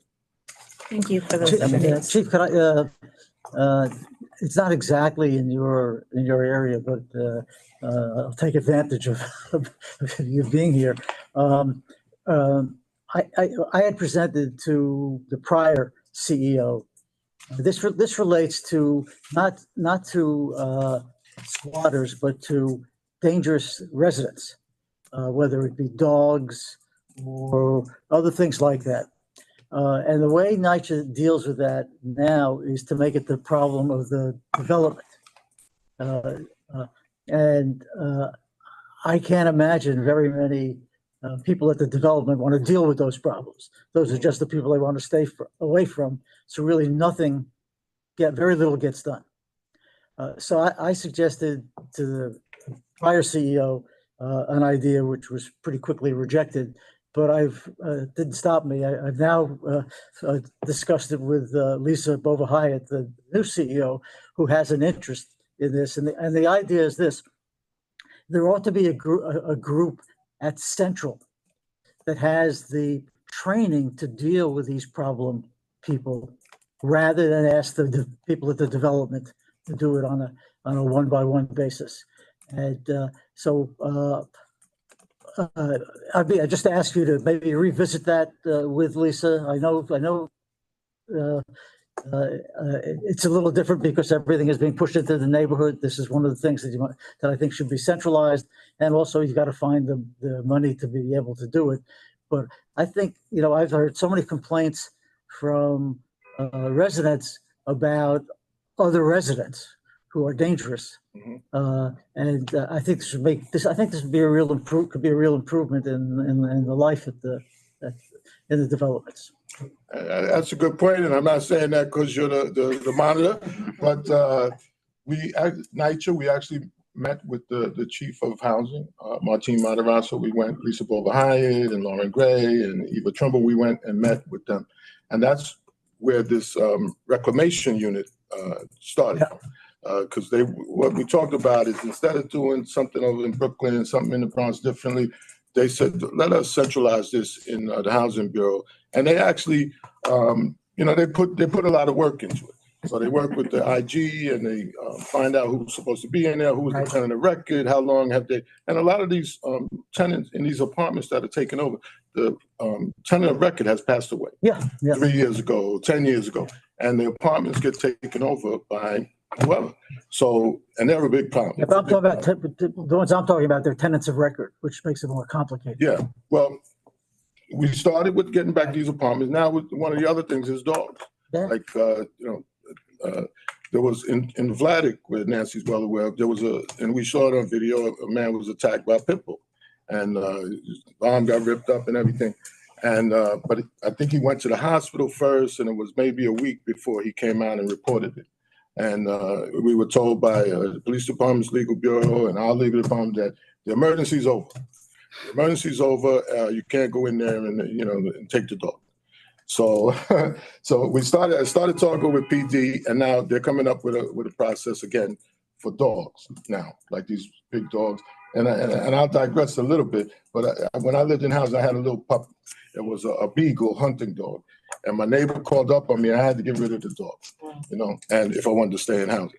Now people have 75-pound pit bulls and all kinds of dogs, and there's really no accountability. So to your point, that would go a long way in helping out. One moment. I'm going to hold questions for a moment and just get all of the updates from our safety and security representatives, and then we can open up for discussion. Loretta, I'm going to ask you to please call on any representatives that are on the phone, please. We have Joe Colnova on the line with us. We have Michael Thompson, and we have Andrew Holden. Joe, do you want to go next? Yeah, I'll start off. First off, thank you everyone for having me here tonight. First off, I just wanted to say the capital projects tracker that Abigail and Sean showed off was quite impressive. Kudos to that team. I'm looking forward to using that probably on a daily basis. Having said that, I appreciate the efforts of Guidepost Solutions and the staff there and the Community Advisory Council. Your services over the past few years obviously have been exemplary and a huge help to NYCHA here, and you're going to be missed. So saying that, I do appreciate the focus on fire safety. This weekend, I will actually be celebrating my 7th month of service here at NYCHA. So I've gotten my sea legs, and we're moving ahead with trying to improve fire safety here at NYCHA. I've begun hiring. I actually had my first 4 hires start in mid-January, so my team is up to 9. We'll hopefully be close to 20 by the end of the year, to make sure that we are up to date on all the inspection, testing, maintenance, repairs of all the fire safety systems. So we are making progress on that. We do have an exciting education program that we're rolling out for this year. We're going to be hosting 5 community symposiums on fire safety, 1 in each of the boroughs. We held one last year in October at the New York City Fire Museum. It was well attended and well regarded, but a lot of feedback said that people were not able to travel all the way down to Spring Street in Lower Manhattan. So the focus is we're going to try to bring that fire safety message to the residents, or at least at the borough level, trying to get that message out there. And the reason why I wanted to start my little talk off here with education is that unfortunately we have had more than 40 fires already this year with 5 fatalities. We had, and most of those are reporting either starting in the kitchens or in the bedrooms. And it appears to be either careless smoking or careless use of candles. We have to get the message out to the residents that Fire safety is everyone's problem, and it really starts at the home. Our partnerships with the FDNY Foundation and the Bureau of Training, along with the Office of the Fire Marshal on the investigative side and operations with Chief Thompson, are starting to show or are starting to be fruitful. We're getting the message out there. I have operational chiefs calling, looking to get involved at the development levels with the TA presidents and the TA associations, and that hasn't happened before. I'm happy to report a renewed partnership with the FDNY, and I believe Chief Thompson's going to, if you can nod your head there, Mike, I would appreciate it. It's a renewed interest and a renewed partnership with us because we do have to solve the fire safety problem that we have here at NYCHA. That's really all I have to report for tonight. I just want to thank you all for your support and your continued support in the future on trying to reduce the fire problem that we have at NYCHA. So thank you. Thank you. How many Thank fatalities? How many? Five. 5. 45 fatalities. 40 of those. Thank you so much. And thank you. We know you've only been on the job 7 months, but you've made tremendous progress in that short amount of time. And we hope that you get to continue the resources you need for your department to be successful. Because of course, one fire and one fatality is one too many. Thank you so much for your leadership. And we will turn now to Chief Thompson from FDNY. Good evening, everybody. Just want to start off by thanking everybody for letting me take part in this. This has been informational, educational, and it's growing on our end. I'll start off with that. I did receive the approval to add an additional chief officer to work with moving forward, and that should really be helpful. Just because, it's just kind of like everything comes to me and then have to filter it out. Going to be able to put together some sort of an org chart moving forward. And right now we're continuing to distribute key fobs to fire units that had, back in 2021, we did a mass redistribution of key fobs to units because just for tracking purposes, because we didn't know what, key fob, they were distributed initially, and then we wanted to make sure the serial numbers all matched, so they were deactivated, and then these new ones were activated. So the key fob distribution, when they go out of service or they get lost, they get deactivated. That's ongoing. Recently submitted a request to the NYCHA Safety and Security Office for 998 key fobs for EMS operations. That'll allow all our EMS units to have key fobs, so they'll be able to access the buildings quicker. We are currently working with the IT department in a map dashboard to show all the fire operations responses. So we'll be able to provide all of the data as far as how many responses, what type of responses, the dates, the times, the development. Also, been working pretty much daily with Joe Terranova. I don't know if a day goes by where I don't talk to Joe. And then, we kind of put our heads together and kind of figure out what we're going to do moving forward. It's been a partnership. It really has. And I really appreciate it. I appreciate anyone who I've reached out to has always gotten back to me. So that's appreciated. And, I look forward to continuing to do it. And any improvements that, we can make will be beneficial. We really appreciate your leadership and dedication. Sorry, Did Ashley, I one get thing. to the door for training? So one thing, real quick.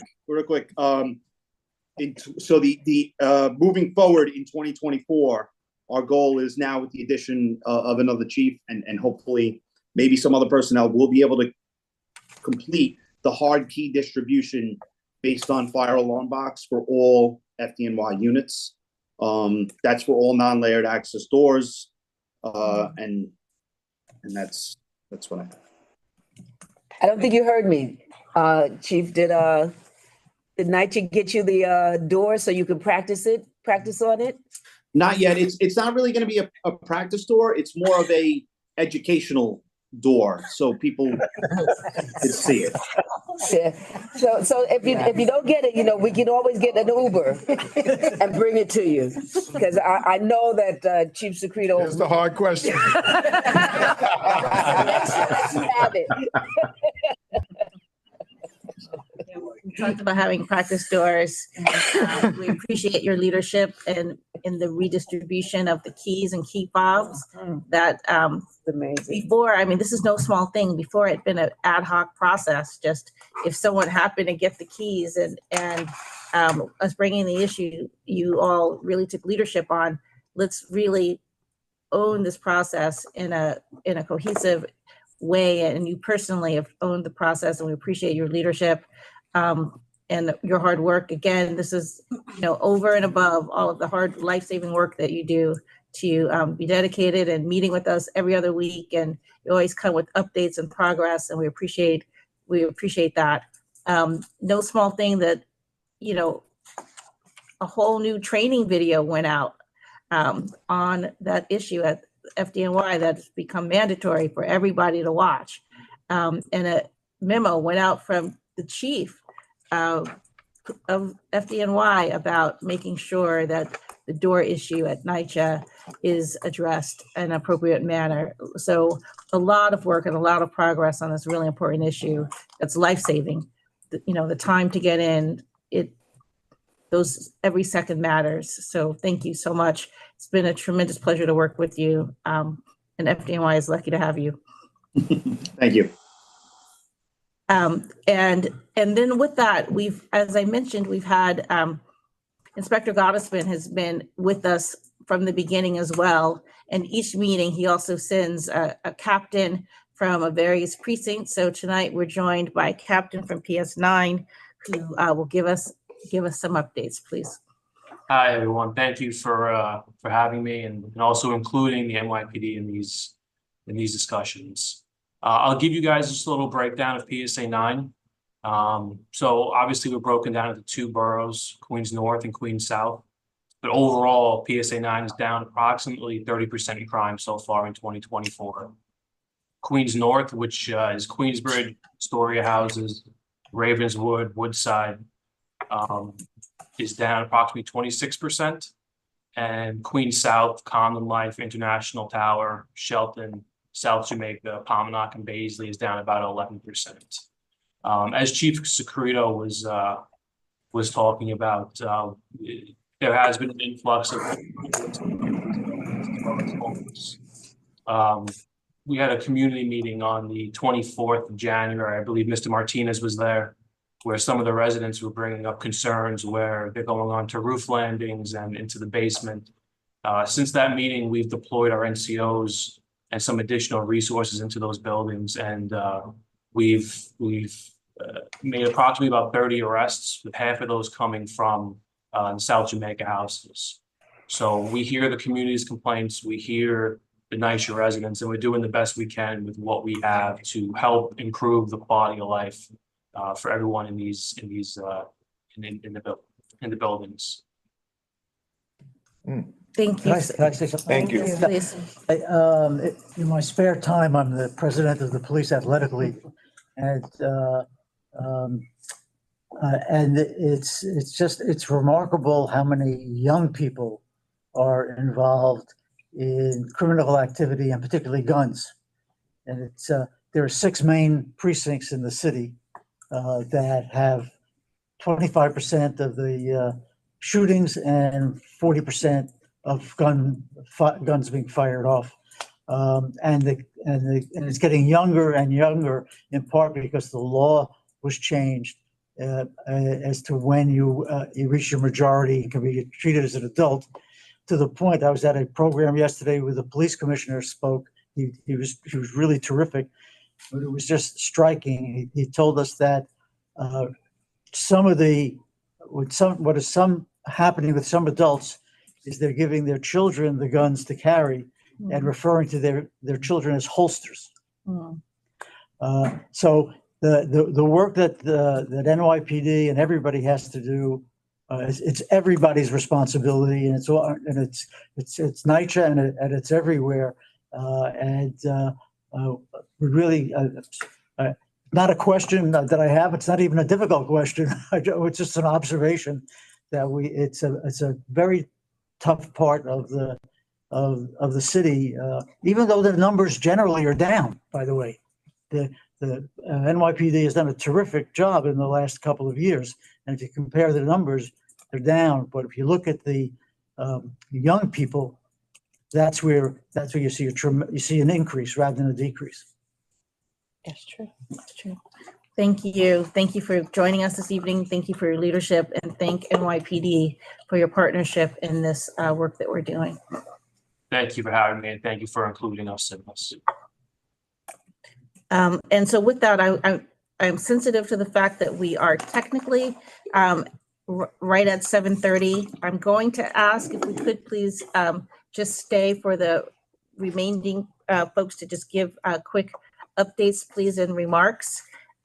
So I would like to turn, please, to our NYCHA representatives. Manoush. Hi. I don't have any new updates, but I will say a few things. It's been very helpful to get this group's feedback, follow-up questions, interests in the updates that I've provided throughout the year, especially with the capital tracker. I know that NYCHA is very large, and sometimes it can be difficult to figure out which department to connect with. So I've been very happy to assist with that front. Sometimes I also get follow-up questions, emails after meetings, which is also helpful because then I can kind of take the time and figure out how to connect people to the answers that they're looking for. So I hope we can continue to do that. And obviously the interest that the group shows helps inform me what other updates I can provide the group. And also we've seen a lot of progress across our pillars, of course, in partnership with the monitorship. I hope we can continue to do that as we enter this next phase. And again, hope to continue to collect the feedback from this group so we can tackle the challenges and continue to build on the progress.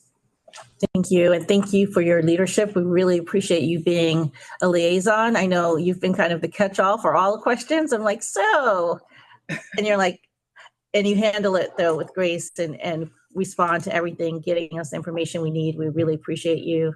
As we transition to the new monitor team, we know that you will continue to be a source of valuable information and support. And we ask you to also continue to be the champion for us. You've been here, you know the issues that have been important to us. So please keep up the fight from the inside at NYCHA. Thank you. And so with that, I would like to turn to Samantha Rogers. Okay.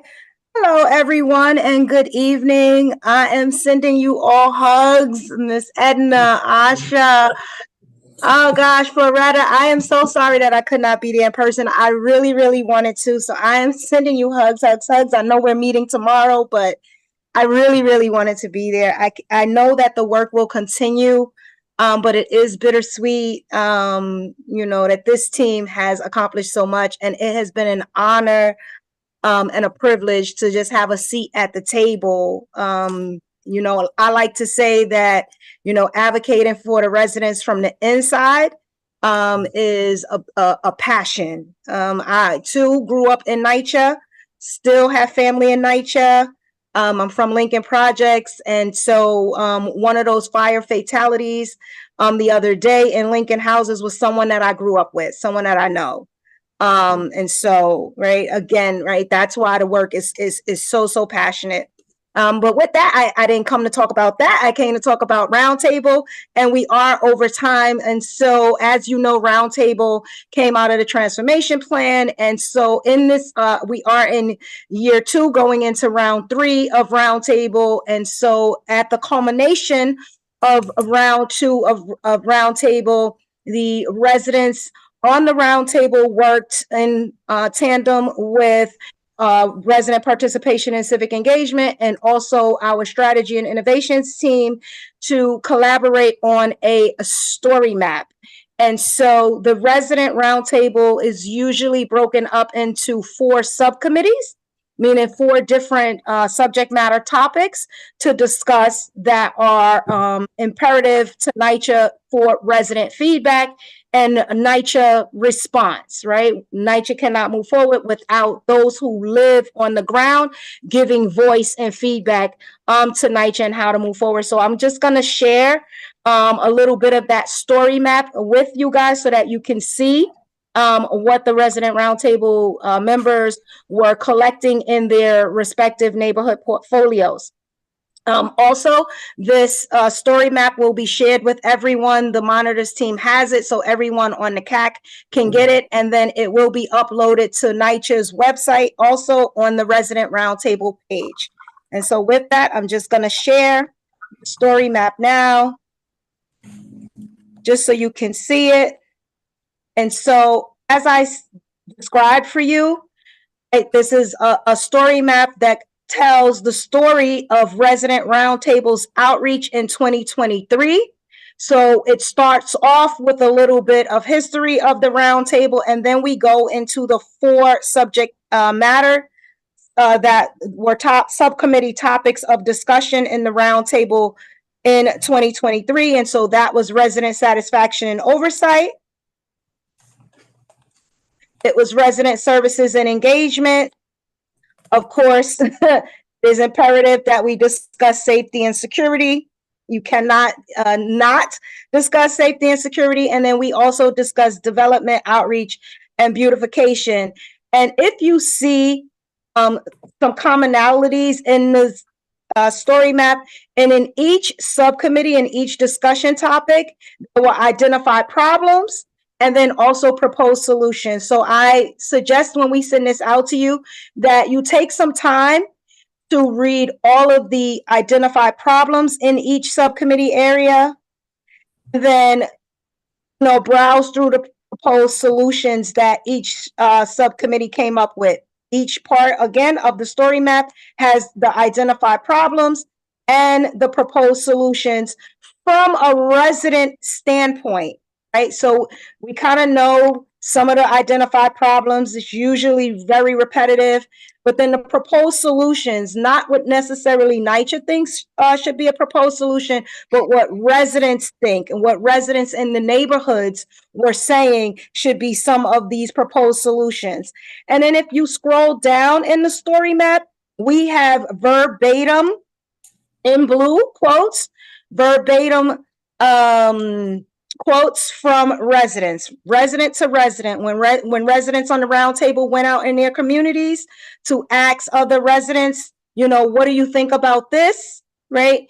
The residents said verbatim, it was beautiful when I moved in, and now things have changed. Right? And so, what do we do with that? How do we take that, back to NYCHA? And so then they also gathered photos, right? Let's give NYCHA some examples of things that have happened. So I don't want to belabor the point. I did want to just go over, the beautiful story map that, they put together. There are also some actual sound bites in here from safety and security subcommittee. I don't know if you will be able to hear my sound, but I'm going to try it now. Before I close out, this was an interview that someone on the safety and security subcommittee did with a resident. Give me 1 second.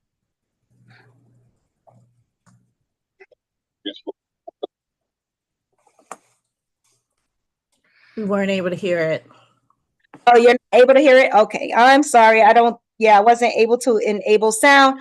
But again, we will share this with all of you so that you get to, see what the Resident Roundtable was up to. We are gearing up for Roundtable 3.0 so that we can continue to, get resident voice, get that feedback. We are partnering with NYCHA departments. And in Roundtable 3, we are happy to announce that we are seeking actual liaisons from departments within NYCHA to actually have more input in Roundtable. So, we're selecting liaisons from each interdepartment that we consistently call on in the Roundtable to actually sit in on the Roundtable, sit in on those meetings, as opposed to just presenting, so that we have a consistent dialogue monthly and not, quarterly or as necessary. So looking forward to continuing resident roundtable and continuing to report back to the CAC on resident roundtable developments. Thank you so much. Thank you for that presentation Yeah. and for your leadership. It's been tremendous to watch the roundtable because, as you all well know, the voice of the residents and the perspective of the residents is what's most important. Every resident are the eyes and ears on the ground. So, and residents are the ones that can give you the best feedback on what are the ideas that you might come up with around the boardroom, and will it really work in a development? So it's been wonderful to see the work of the residents, and that NYCHA is taking their feedback to heart and coming up with ways to implement some of their great suggestions. And your leadership has been really amazing to watch. Thank you for all your hard work, and thank you for being a partnership with us on the CAC. We know you would be here. We felt the hug through the phone. And so with that, again, I'm sensitive to the fact that we're over time. If people have to slip out, we understand. But I did want to take a moment to give each of our members who have not had a formal opportunity to speak in our member updates and remarks section. If you can each just take a minute or two with the microphone. I will start with Ms. Lozano, who's also patiently had her hand up. Ms. Lozano, if you could please reflect on your time of the monitorship and any parting words briefly. I just want to say, guideposts, Bart, under your leadership, and I call your girls and your staff the charm ones, because that's what they are. They make things look easy. Their diligence and their determination with your leadership to make sure that you hear out the residents. And you guys, 5 years is 5 years, but it's a lifelong of commitment and dedication to all of us on behalf of all the citywide jurisdiction. I also want to take the opportunity that, we still haven't met the new ones, but they have a tough act to follow, because you guys really put your foot in all of it, and you're greatly appreciated. I'm appreciative. It's made me as a CCOP individual you made it look easy, and I look forward to the meetings. But as far, Bart, there was something that you put on the table, so now, Secreto, don't start hiding under the table. Remember this. Now you remember distinctly, Bart, that we had discussed, maybe we can get it now that Secreto got a new plan coming to the new plan. Have finally a safety, all jokes aside, a safety security with all the commanding officers within the city, because they need to reform. I mean, it's ridiculous that we have drug activity, drug dealers in our developments owing over $250,000 in rent, and we can't seem to evict them. And there's no revenue. And we can't continue to have privatization be a Band-Aid in order for us to get the things that need to be done overall in our apartments to be rectified. So I'm just putting it out there, because Bart and I were discussing it. You remember that, Bart? That I we do. talked about going to Johnson. I'm giving you I'm even giving you a location. Johnson houses, big enough to accommodate everybody, so we can get the job done finally, because the precincts are not working. They're not working, and I wish that I had a PSA 9 commanding officer in all our areas. We probably would be more effective. But all jokes aside, I think that we need, now that we're in 2024, to start looking at reform. And what we're going to do if the management puts a 185 and they go through all the process, and downtown can't do nothing, and the judicial system can't do nothing, we got to find some form of regulation to get these people evicted, because we're in a hole. We're financially, struggling, and now we're in a different climate. In my development, I had 4 migrants living right behind my building. That's only the epiphany of that the climate has changed. No police presence, no service areas and no public housing. And more importantly, that we need to start looking at ways to start getting, aside from these political judges and appointees that say that, well, they can't pay the rent, we can still live there rent free. So with that being said, I wish you all the best, Guideposts. I hope it's not the last. I know that whatever I can do, I can leave you guys to come with your charm ones. I'm going to invite you anyway, even if you're not a federal model. But I'm looking forward to that federal money, and I am going to be one of those advocates to expect more and then some, because they got a tough act to follow. With that, good evening, everybody, and have a safe trip. You ready? You ready for it? Thank you. Thank you, Ms. Lozano. Thank you for being our liaison with CAC. Thank you for your leadership. You're one that, you and I talk a lot. And you keep us posted on what's going on because you have your fingers on the pulse of the whole city. And one thing that you've always been a champion of is accountability, particularly when it comes to the funding for everyone. And you use the phrase pork bellies. There's pork bellies everywhere. You want to see transparency on how the money is getting spent. So please continue to be, the vocal advocate that you are. Thank you for your friendship. Thank you for your leadership. And you can't see the room, but we do have a member of the new monitor team here. So, so he's been listening and taking good notes, and I'm sure Well, is I well guess aware he's going to start running now. I'm still here, don't worry. of the big job they have in front of them. Thank you so much, Ms. Lozano. Floretta, do we have any other members on the phone that haven't gone yet?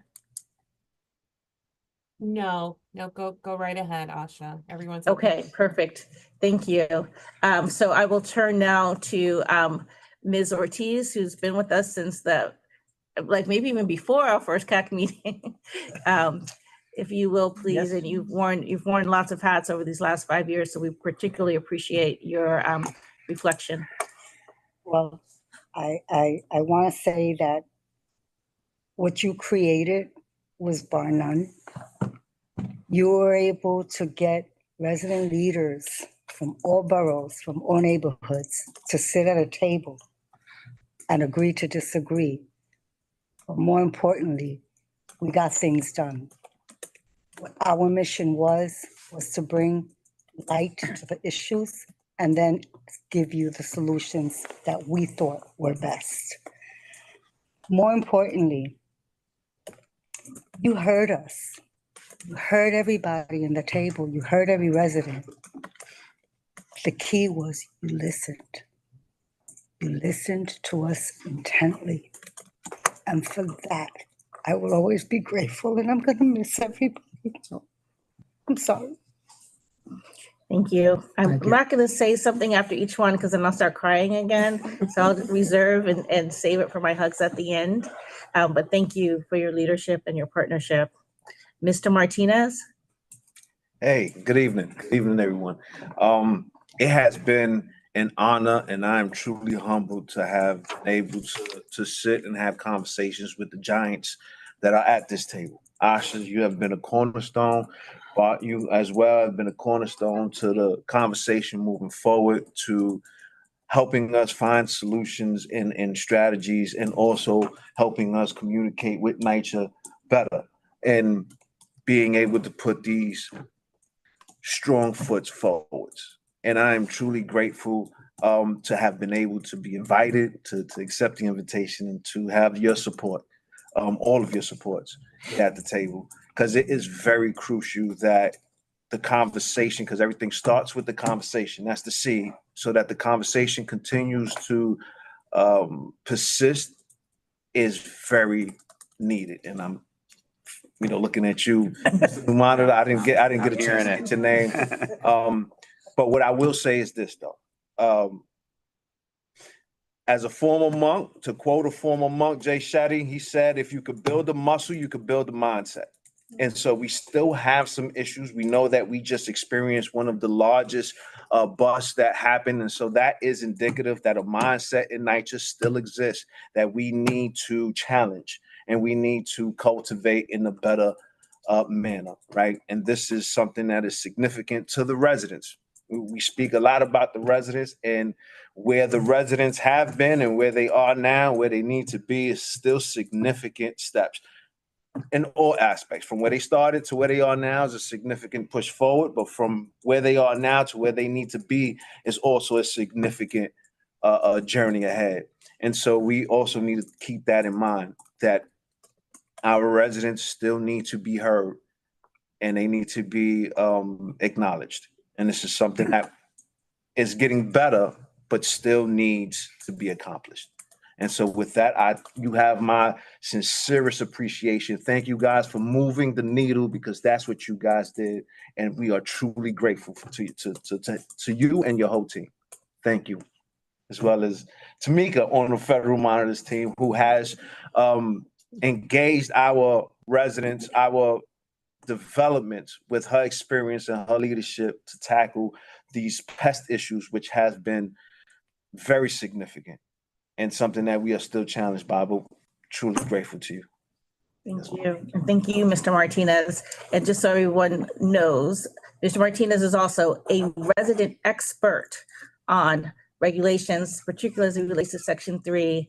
So you have been teaching us as much as we have appreciated your insight. We also appreciate your expertise. So I hope that you will join the ranks of us lawyers soon. But certainly you are light years ahead of most people in terms of understanding exactly what the rules and regulations mean. And thank you for your leadership and your wisdom. Thank you. Mr. Gross. Yes, thank you. On behalf of the residents from Brooklyn, I appreciate Mr. Schwartz and Asha. Everybody sees a different with the heating, the elevators, and pest control. I will continue advocating for the FDNY access key, like I was talking multiple times. So the fire department, like in my development, it was my idea. We put it on. We never have any door broken. First of all, any emergency, the fire department is in 10 seconds. Number two, saving millions of dollars fixing lobby doors. Number three, the safety security of the residents is always number one priority. With having a good working door now, safe door, a locking door is the safety security from the residents in the building.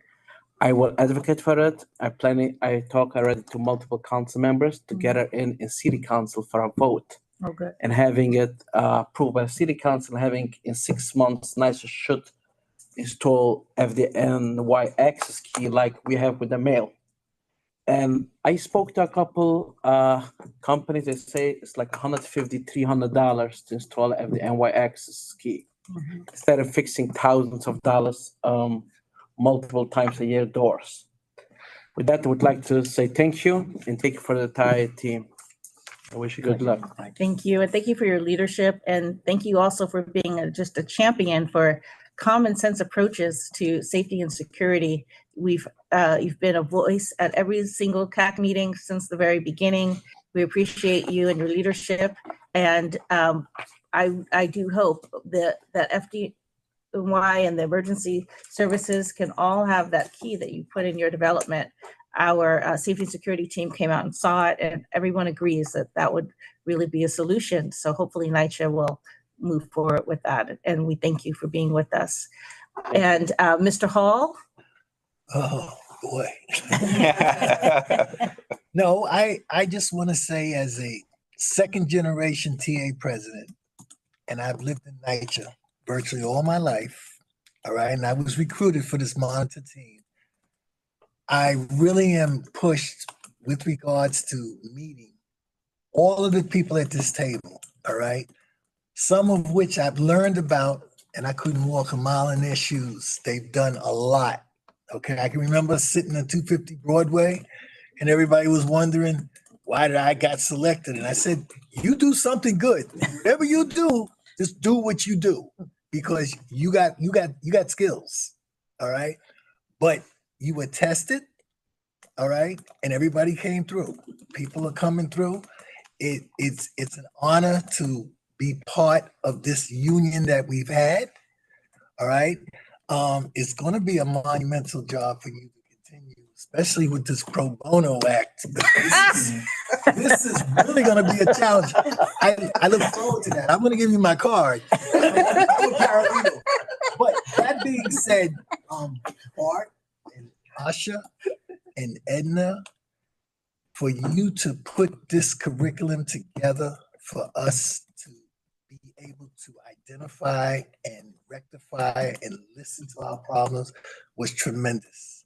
It really, you should be applauded for this creativity that you came up with, because it was really the only way in which things could actually come out. And everyone has had a part. Everyone, everybody. And we go back, we had everybody here, Sherrod. All right, I have the flash drive of every meeting my assistant made. All right, back when I was in Brooklyn, and Lee Campus Samuel was in the city council, and I was eating the Twizzlers under the table. I said, you'll find out later. But we've come a long way.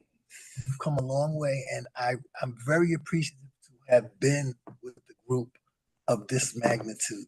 All right, and like I said, it's going to be a tough act to follow, but it's about the residents. You have folks going to be privatized. You have folks already privatized. You have folks that want to stay in Section 9. You have folks don't know what Section 9 is. These are the complications that one has to deal with. And it's very complex. But when you break it down, such as what this group has done, all right, it makes it phenomenally a lot easier for people to be heard. That is the name of the game. And I'm still preaching, the monitor's job is to monitor. They don't solve your problem, they monitor. So if you think about it, you use them for public relations regarding your problem, but they monitor. And this is what I've told so many people so many times. But this has been a tremendous unit, okay, as far as getting problems done. And I just want to thank each and every one, even Chief Secreto. I'm gonna get you off the, all right, because you're a Powell Memorial guy, but I'm from Mount. But I really appreciate the input, which you have, and you don't worry. If you get beat up in Parkside, you come to Gun Hill, 5 blocks away, okay? But basically, that's that. And Bart, thank you for everything. Thank you. Okay, thank you, Asha. Thank you. Thank you. Thank you so much, Mr. Hall. Thank you. And you epitomize one of the residents who have just literally rolled up your sleeves and gone to work from the very first call. And we've had many CAC meetings, many subgroup meetings, many like, hey, will you be in this, think tank? And we listened to this presentation, and you've been at every single one of them. And we appreciate your leadership and your insights and your support. It's my pleasure. My pleasure. And now I'd like to turn to Ms. Tamika Williams-Moore, who started with us as a CAC member and then became an official member of the NYCHA Monitor team. Thank you, Asha. First, I want to say thank you to my resident colleagues. And I want to say thank you to my Guidepost colleagues. Bart, under your leadership, we have done amazing things. I want to thank you for taking this agreement and taking it to the ground, because that's what you did. You took the agreement, put it in your hand, and you went into the developments, and you started talking to every single resident board, the communities. You came to family days, you listened, you gave the residents a voice. And that is truly what this monitorship is about. I want to thank you for pushing resident programs, resident training, the committees, the subcommittees, the community engagement models, the workshops, the roundtables, the task force, the case studies. The list goes on and on and on. And I want to thank you for allowing the residents to voice the issues that are really, really concerning, that they deal with every day, and that you push to the forefront of your mission to accomplish adherence to the agreement. Thank you very much to my colleagues again, the residents. Without your voices, this would not even be possible. So I want to thank my resident colleagues and I want to thank Guidepost again. Thank you. Thank you so much. And I want to just thank and acknowledge the full monitor team. Some of our senior members are in the room, our deputy monitor, Dan Burnell, Dan is, when you say someone is just tireless, Dan is in every meeting. Dan is on every call. Dan is the liaison for every single complaint that came through. And you heard how many hundreds of complaints. Dan was the person who escalated it to NYCHA and came back with an answer. And so when you think about just the behind the scenes that are the muscle, it's Dan Burnell, and we can't thank you enough for all of your leadership and your hard work these last 5 years. Thank you so much to Joe Jaffe for your leadership, who becomes the conscious of everyone's mind and the rabble rouser in our internal meetings to ask the hard questions and to push the team to hold everyone accountable. And of course, thank you so much to you, Bart. Now I'm gonna get teary again, but thank you Me too, so be careful.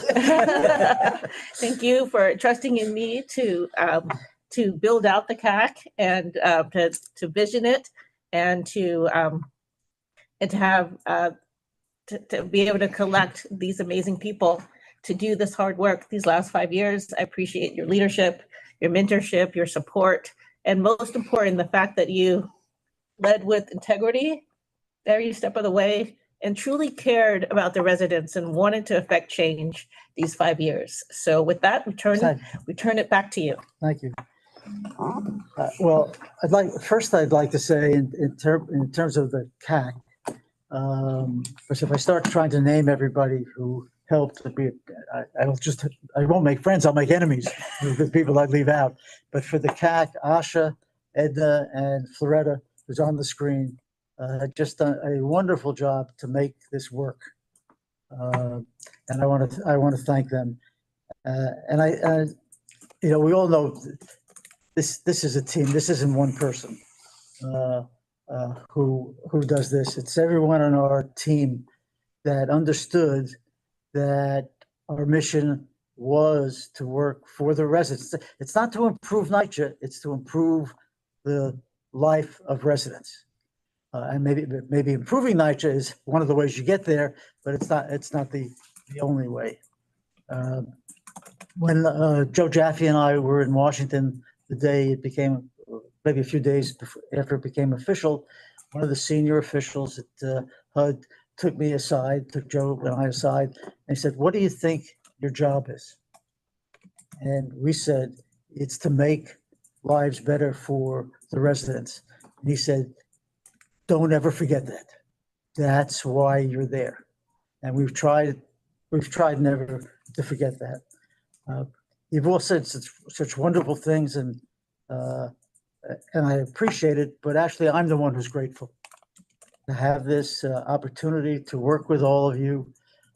We've accomplished a lot over the last 5 years, and I have every confidence that will continue in the next 5 years, and things will get even better for you. So thank you very much. Thank you. Thank you. And I want to officially thank all of the CAC members, present and former, who have been with us for these last 5 years. I can't name you all by name, but we are thankful and we will be sending you some thank you notes. And we also appreciate our tremendous CRE team. Thank you so much, Loretta, for your leadership, your creativity, your vision, your way of always making everything better. We're so grateful for your leadership and your support. Thank you so much to Serviola. Thank you so much to Chase and Patricia. Thank you so much to Kat. Thank you so much to Katarina and Monteith's team. Thank you so much. You all are the lifeblood of our team. You're the ones making the calls to the residents and resident leaders every single month, letting us know what the issues are, fielding the complaint calls, making sure that they get escalated and get followed up on. And we are tremendously grateful for each and every one of you on our team and all of your hard work and dedication and your leadership. Thank you all. Thank you. Good night. Yep. Good night. Night.